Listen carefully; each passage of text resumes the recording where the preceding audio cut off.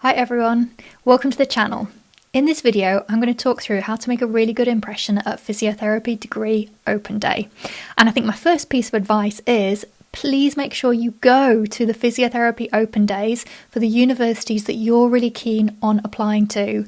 I know through UCAS as an undergraduate degree you get 5 choices as to where to apply, so pick those top 5 unis, and if you can, make sure you get yourself along to one of the open days, because it's your opportunity to, in some ways, kind of be interviewing the university and interviewing the physio lecturers, obviously not in like an interrogation sort of way, but it's just such a great way for you to get a feel and impression for, is this somewhere that you want to go and live for the next 3-4 years?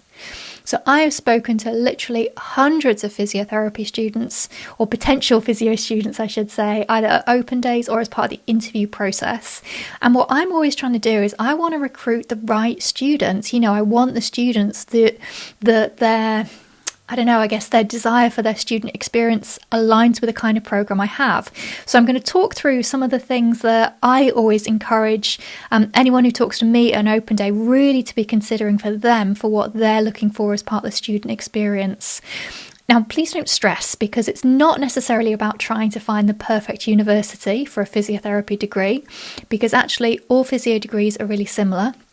And that's because we all have to be approved by the Health and Care Professions Council, the UK regulatory body for physiotherapy, and we're all also accredited with the Chartered Society of Physiotherapy, the CSP. So in that sense, you can go to any university in the country and actually you're going to qualify and be really competent to practice. That isn't a problem.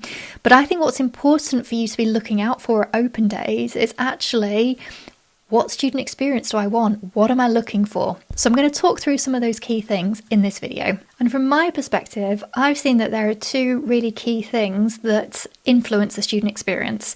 So the first thing is the size of the cohort. So how many other physiotherapy students will you have in your year group studying alongside you? So this can really vary across the country. Some cohorts will be as big as 150 students, other cohorts are closer to 30 students, and they lead to really different experiences. Neither is better or worse than another. It just depends on you as a person. So if you want to be part of a cohort that's got, a really big number of people for you to get to know, lots and lots of different people, then a bigger cohort might work well for you. But actually, if you're someone that's like, I think I'd probably do better with a smaller cohort. From my perspective, I think one of the advantages is that it means you get to know your lecturers a lot better. They get to know you a lot better. But that can be a disadvantage depending on who you are, because it means you can't just slide into a lecture late and not be noticed because of it being a smaller cohort. So find out those kind of things when you go to an open day and decide what you think will work best for you. The second really big thing that I think is important to be thinking about is it a city-based university or is it a campus-based university? So with a city university, it literally is, it's in the city and you will be studying in a building and you'll walk out the door and the city is right in front of you. And so in that sense, everything is really accessible and it has that really like buzzy city vibe to it. Alternatively, there are also campus-based universities which have physiotherapy degrees. And with a campus-based university, there's a lot more green space. Everything is available on the campus. So your student accommodation will be really close. You can roll out of bed and go straight into lectures because it's quite close. There's often things like there might be like a nightclub on campus, or the sports facilities will be available on site. There'll be a shop. Restaurants, cafes, all of those things are right there on your doorstep. Again, it's not that one's better or worse than another. It just depends on what you want from your university experience. But no matter whether you want a city or a campus-based university, when you go for an open day, please make sure you go into the city and you check it out, because this is going to be your new home for the next 3-4 years. So you need to make sure that you like the city and like the feel of it as part of your learning experience. They're the kind of things that I think you need to be making decisions on, because it will just depend on what will work best for you individually. Now I'm just going to talk through 3 top things that I think you should be looking out for when you go and have a look for an open day. So the first thing to look out for is actually, does the university talk about the support that is available for you as students?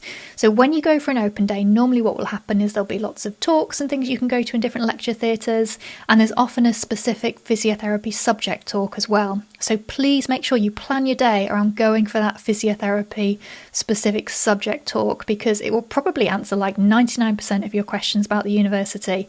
But as you're sitting there in that talk, just have a look and see, actually, are they talking about the student support and what's available? Do you get a sense from the way they're talking that the people presenting, whether it's the lecturers or someone else, that they actually really care about the students and care about the student experience, because that can really enhance your experience of being at university. Sorry, I'm saying experience a lot, aren't I? But, that is a lot of what it comes down to. If you think about what I said, the university will take care of those competency sides that you need to be a good practitioner at the end of the day. Then actually it's around your experience and what that next 3-4 years of your life will feel like to you. So first thing, do you get a sense that the university cares about you as a student? The second thing I think I want to point out really is around the curriculum. So that's the way that the programme is structured.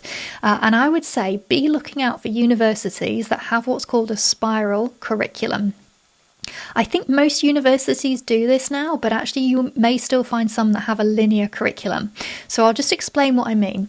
So with a linear curriculum, it tends to be that the lecturers will teach something once, they'll assess it, and then you move on to the next thing. So it kind of gets forgotten about because it gets assumed, well, we've taught it, we've assessed it, you've passed it, you must know it. But actually what I think is way better is if you've got a spiral curriculum. And by that I mean they will teach you something once in the first year, but it's a really basic level because you just need to have that basic knowledge. So that could be around your anatomy, your physiology, your reflective practice, professionalism, basic research skills, but it's at that very foundational level. Then what happens with the spiral curriculum is in the second year, you spiral back and you revisit those areas, but actually you're looking to do it in a really applied way. So yes, you've got that foundational anatomy and physiology, but now let's look at applying that in situations where someone might have a musculoskeletal problem, a neurological problem, a respiratory problem, etc. So in that sense, it's not that you've been taught it once, assessed it, and you forget about it. It's that you've been taught it, it's been assessed at a foundational level, but you're drawing on all of that as you go through to your second year of studying. And then when it gets to your third year, you spiral back and you revisit that information again, but you're looking at it more from that complex patient perspective. Patients are not necessarily straightforward. And actually in your second year, it kind of gets taught a little bit like they are more straightforward, but actually that's because it's just getting you to develop and consolidate and apply that learning. The third year, it's thinking about, okay, well, we've taught you your anatomy, your research, all of those kind of core skills, but actually we need to be applying that in more complex patient situations, more complex research situations. So just keep an eye out for whether the university does a spiral curriculum. And if you're not sure, just ask one of the lecturers because they'll probably be able to talk to you about that. So that's my second top tip for things to be looking out for.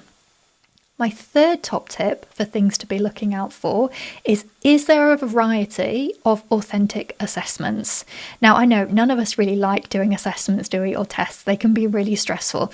But what you're looking for with a university is that everything isn't being assessed in the same way. So it's not all exams or all practicals, but you get a variety, because with a variety, it means you get to develop your what we call transferable skills way better. So you want to see that, they will have some case-based practical assessments. You probably also want to make sure that they have some OSCE assessments. So an OSCE assessment is when you will rotate around a number of stations and you have to demonstrate a particular skill. So it might be, how do you use a stethoscope to listen to someone's chest? How do you read a chest x-ray? And as you rotate round, you are ticking off that you can demonstrate you're competent in all of those core skills. So it's a nice way to be assessing lots of skills at once that are really, really useful for practice and physiotherapy. Other types of assessment might be presentations. So as a physiotherapist, you will do lots of presentations. That could be to patient groups, that could be part of training other physiotherapists. So developing those presentation skills is really core to your practice. As I said, individual or group presentations, hopefully there'll be a variety. Are they using portfolios so that you have a way to demonstrate how you can pull lots of information together? I know in the last few years we've started using pre-record video assessments, so it might be that we get the students to record themselves doing a presentation, I guess in some ways kind of like a YouTube video, but actually the skills you get from that means you can develop educational content for your patients in clinical practice. So see what they are doing in terms of their assessment, and really what you want to be looking out for is a variety. Okay, now I'm going to give you my top 2 gut checks for you to decide whether actually is this university going to make it to the top place, or is it going to be an insurance offer, or actually is it coming off the list completely? So my first gut check is at the open day, make sure you go and speak to some of the students. Now the students there will likely be the student reps. They will probably be the more positive end of the student experience. But as you talk to the students, ask them specifically questions like, well, if there was one thing you could change about the course, what would you change? Because that gives you a little bit of an insight into things that maybe could be improved with the programme. Ask them if they had the opportunity to, make their choice again, all over again with where they would choose. Would they choose this university? Find out about some of the societies as well, and the social clubs, and all of those things that make for that well-rounded good time at university. So make sure you talk to the students, and then really listen to your gut check of, yeah, this student is genuinely happy here and it sounds amazing. Okay, that's a really good sign for this university.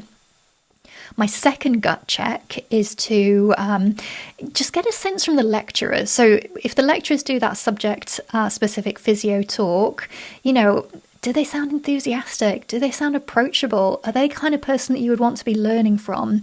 Because you're going to be dependent upon them to support you with that learning over the next few years. So it's a really good gut check. If you're like, yeah, I would like to be taught by this person, then again, that's another good sign that this could be a university to be making it to your top list.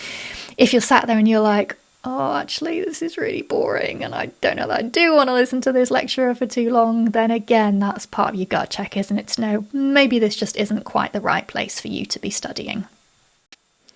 Okay, so I called this video How to Make a Good Impression at Open Day, and I haven't actually told you how to do that yet, have I? I've just been trying to give you some insights and background information.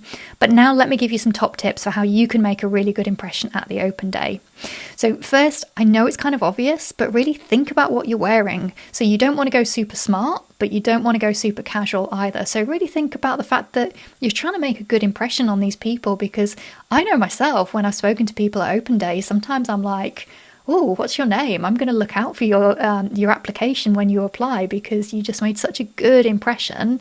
And the conversation I had means that I think actually you'd probably be great talking to patients. So make a good impression. You get those basics right about what you're wearing.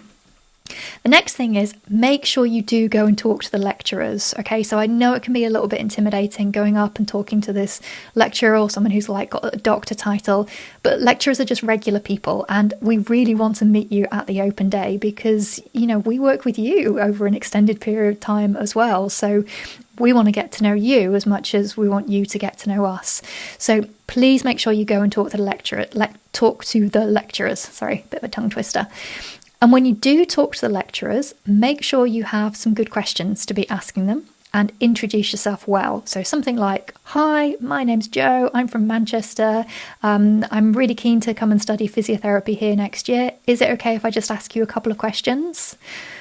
And then when you ask the questions, please don't ask the obvious stuff that is already available on the website or that they're going to talk about already in the Open Day talk, because you can get that information from there. Actually ask those kind of questions that help you get to know, is this lecturer enthusiastic? Like, do they enjoy teaching? Is it what they want to do? Ask them things like, what's the best bit about being a physio? In fact, actually, you could maybe even say to them, what's the worst bit about being a physio? Because you might get some interesting information there that you hadn't thought about. And then maybe ask them, what is the best bit about being a physio lecturer? So those questions, they just give you an insight into the lecturer as a person. And in fact, let me just answer those questions for you now, because they might be helpful for you if you're still trying to decide, is physio definitely what you want to do? So from my perspective, the best bit of it being a physio is that you get to work with your patients quite closely. So I used to observe in practice that, the doctors would rush into a patient, they would write a new prescription, they rush out. And the nurses might rush in and they would do something with the patient and they would rush out. But as a physiotherapist, my treatment time was with my patients. So actually you got to develop quite a good quality relationship with your patients. And that was just something I really enjoyed. I like people. I like working with people. So for me, that was one of the best bits about being a physiotherapist.